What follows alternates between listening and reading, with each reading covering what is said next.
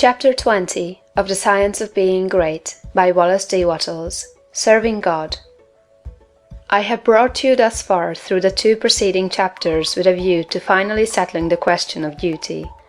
This is one that puzzles and perplexes very many people who are earnest and sincere, and gives them a great deal of difficult solution. When they start out to make something of themselves and to practice the science of being great, they find themselves necessarily compelled to rearrange many of their relationships. There are friends who perhaps must be alienated. There are relatives who misunderstand and who feel that they are in some way being slighted. The really great man is often considered selfish by a large circle of people who are connected with him and who feel that he might bestow upon them more benefits than he does.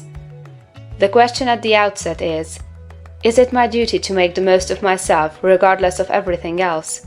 Or shall I wait until I can do so without any friction or without causing loss to anyone? This is the question of duty to self versus duty to others. One's duty to the world has been thoroughly discussed in the preceding pages, and I give some consideration now to the idea of duty to God. An immense number of people have a great deal of uncertainty, not to say anxiety, as to what they ought to do for God. The amount of work and service that is done for Him in these United States in the way of church work and so on is enormous. An immense amount of human energy is expended in what is called serving God.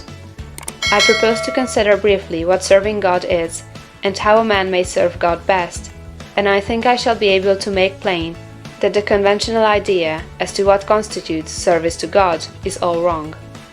When Moses went down into Egypt to bring out the Hebrews from bondage, his demand upon Pharaoh, in the name of the deity, was, "Let the people go that they may serve me."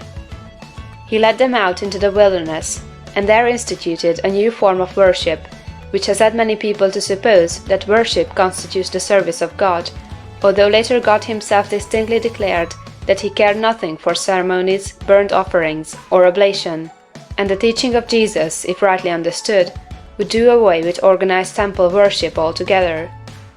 God does not lack anything that man may do for Him with their hands or bodies or voices. St. Paul points out that man can do nothing for God does not need anything. The view of evolution that we have taken shows God seeking expression through man.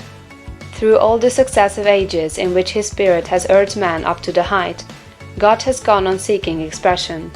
Every generation of man is more godlike than the preceding generation.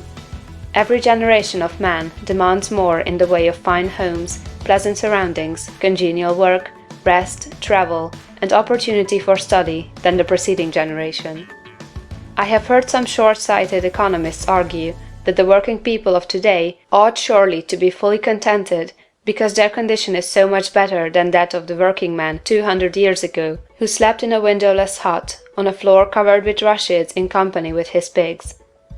If that man had all that he was able to use for the living of all the life he knew how to live, he was perfectly content, and if he had lack he was not contented.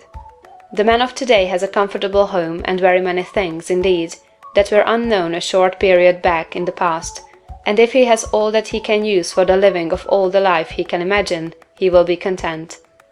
But he is not content. God has lifted the race so far that any common man can picture a better and more desirable life than he is able to live under existing conditions. And so long as this is true, so long as a man can think and clearly picture to himself a more desirable life, he will be discontented with the life he has to live, and rightly so. That discontent is the Spirit of God urging man to do more desirable conditions. It is God who seeks expression in the race. He works in us to will and to do. The only service you can render God is to give expression to what He is trying to give the world through you. The only service you can render God is to make the very most of yourself in order that God may live in you to the utmost of your possibilities. In a former work of this series, The Science of Getting Rich, I refer to the little boy at the piano, the music in whose soul could not find expression through his untrained hands. This is a good illustration of the way the Spirit of God is over, about, around, and in all of us, seeking to do great things with us, so soon as we will train our hands and feet, our minds, brains, and bodies to do His service. Your first duty to God, to yourself, and to the world is to make yourself as great a personality in every way as you possibly can. And that, it seems to me, disposes of the question of duty. There are one or two other things that might be disposed of in closing this chapter. I have written of opportunity in a preceding chapter. I have said, in a general way, that it is within the power of every man to become great, just as in the science of getting rich, I declare that it is within the power of every man to become rich. But these sweeping generalizations need qualifying. There are men who have such materialistic minds that they are absolutely incapable of comprehending the philosophy set forth in these books. There is a great mass of men and women who have lived and worked until they are practically incapable of thought along these lines, and they cannot receive the message. Something may be done for them by demonstration, that is, by living the life before them. But that is the only way they can be aroused. The world needs demonstration more than it needs teaching.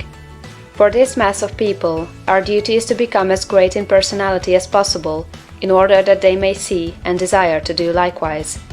It is our duty to make ourselves great for their sakes, so that we may help prepare the world, that the next generation shall have better conditions for thought. One other point.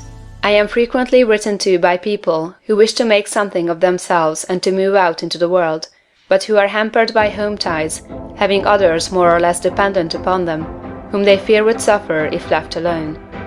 In general, I advise such people to move out fearlessly, and to make the most of themselves.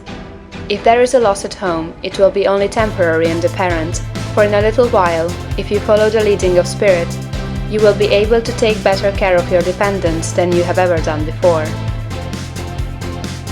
End of chapter 20.